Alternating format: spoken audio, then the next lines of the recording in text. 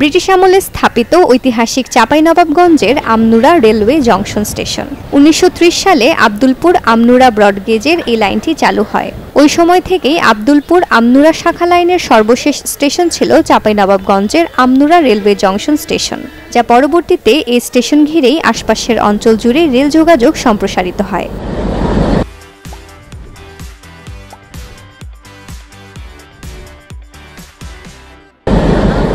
এই স্টেশন ঘিরে ত্রিমুখী রেলপথের একটি গেছে বিভাগীয় শহর রাজশাহী, একটি গেছে চাঁপাইনবাবগঞ্জ জেলা শহর ও আরেকটি গেছে নাচল রহনপুর হয়ে ভারতের সিংগাবাদ রেলবন্দরে। ভৌগোলিক ও বাণিজ্যিকভাবে গুরুত্বপূর্ণ হলেও এখনও স্টেশনে লাগেনি কোনো আধুনিকায়নের ছোঁয়া।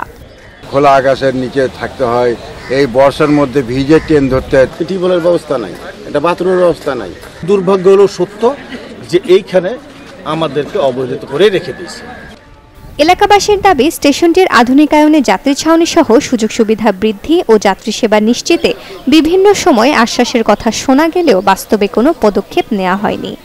বেশ কয়েকবার এখানে মাপ যোগ করে গেছেন এই প্ল্যাটফর্মের উপরে যাত্রী ছাউনি দেওয়ার জন্য, কিন্তু আজ পর্যন্ত যাত্রী ছাউনি দেখতে পেলাম না। কষ্ট করে এখানে দাঁড়িয়ে থাকে, বসার জায়গাও নাই।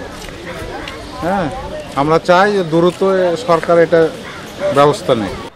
এদিকে জনপ্রতিনিধিরা বলছেন, রেল বিভাগকে বারবার জানানো হলেও কোনো ব্যবস্থা নেওয়া হয়নি।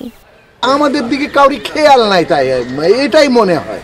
আমরা আমাদের স্মারকলিপি দিই, এটা বলি, অ্যাপ্লিকেশন করি, যখন সুযোগ আসে তখনই আমরা বলি, কিন্তু এটা এই কালকে হয়ে যাবে, পরশুদিন নেপে নিয়ে গেল, হ্যাঁ এই লোক এসেছে করে দিবে, কিন্তু হয় না।